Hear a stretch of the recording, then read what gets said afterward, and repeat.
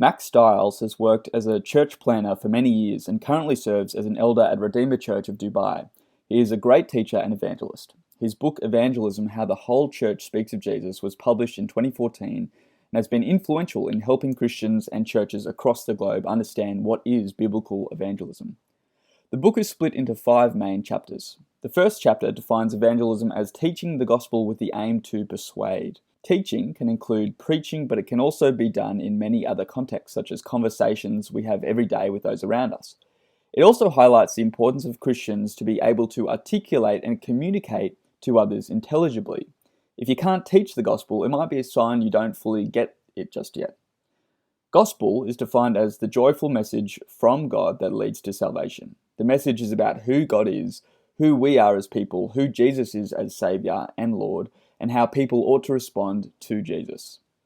The words aim and persuade show that evangelism has a desired outcome, which is that people come to be convinced, not manipulated, that Jesus is Lord and so convert to faith in him. Stiles says that if we get evangelism wrong, all sorts of issues might ensue. In chapter 2, Stiles says we don't want scattered individuals concerned about evangelism, we want whole churches that speak of Jesus. Developing a culture of evangelism has lots of benefits. A culture of evangelism doesn't mean having a series of evangelistic programs necessarily, or short bursts of evangelism like a Christmas pageant.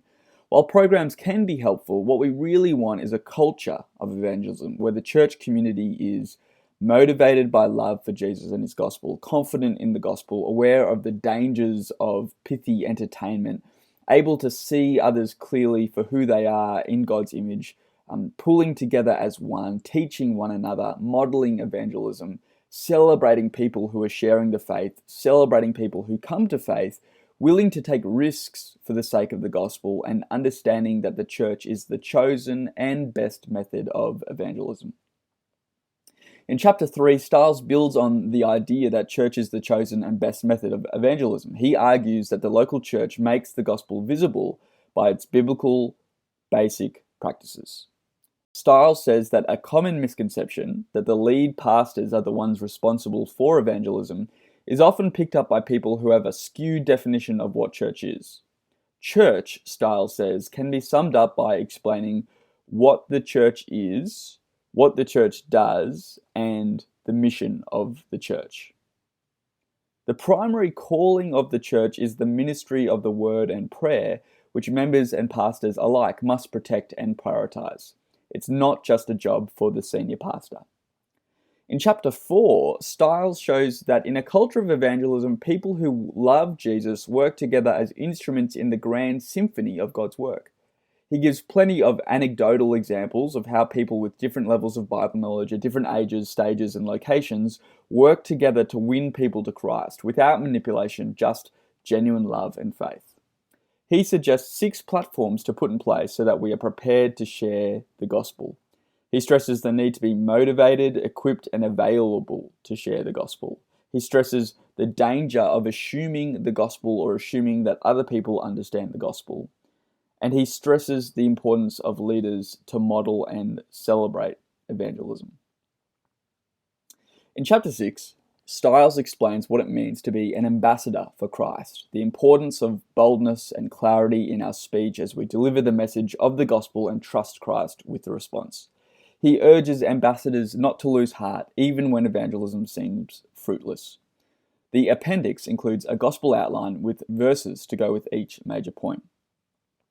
I hope that's a fair summary. Overall, I found this book helpful in understanding the importance of getting evangelism right and the importance of a culture of evangelism in churches. It's a great book and well worth the read. But let me rant a bit about some issues I had with the book. Stiles paints a great picture of what churches could be like if everyone was engaged in evangelism. But I'm not entirely convinced it's the picture the New Testament paints of what churches ought to be like. On page 54, Stiles uses Matthew 28 to say that everyone should share their faith.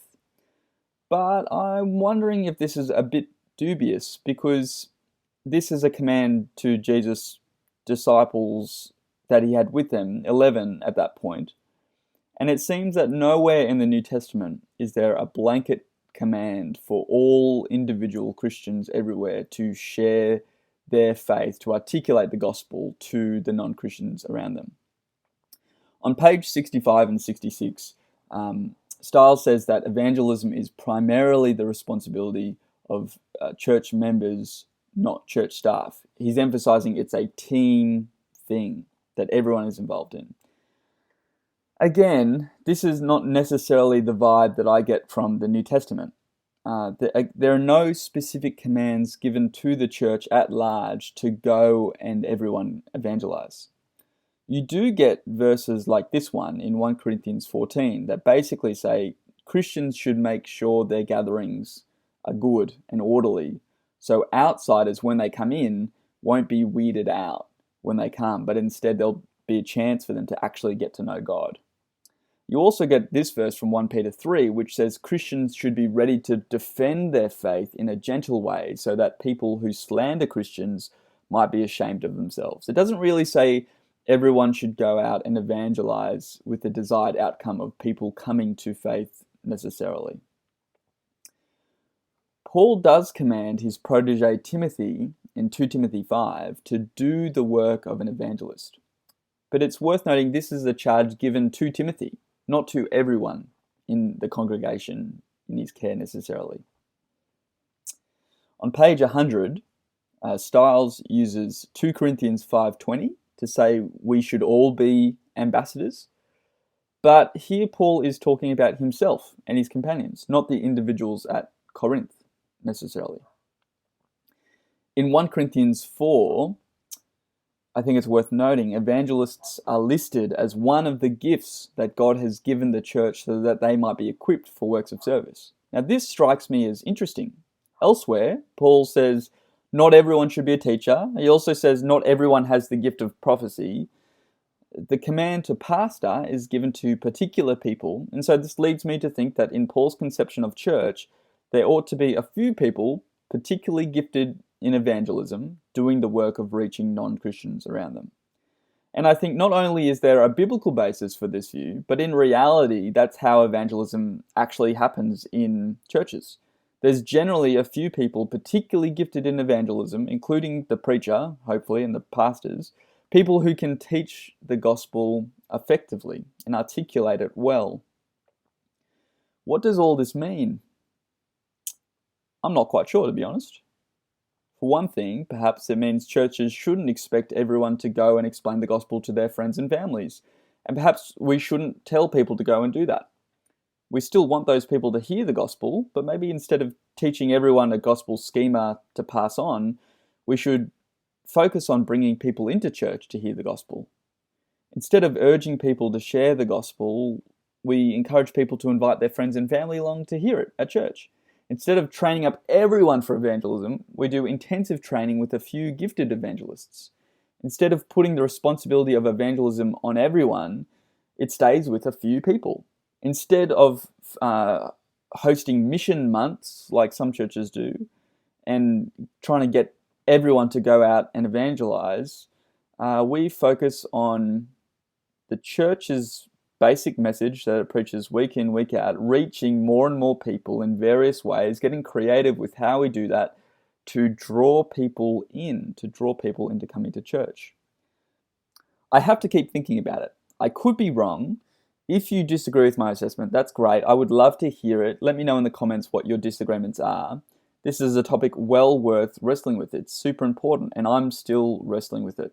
I'm super thankful for people like Mack Stiles who have put in so much thought into these topics and have used their lives for the purpose of making Jesus known. But I think this topic is worth wrestling with continually and looking at from different angles. So thanks for watching. Let me know in the comments what you thought.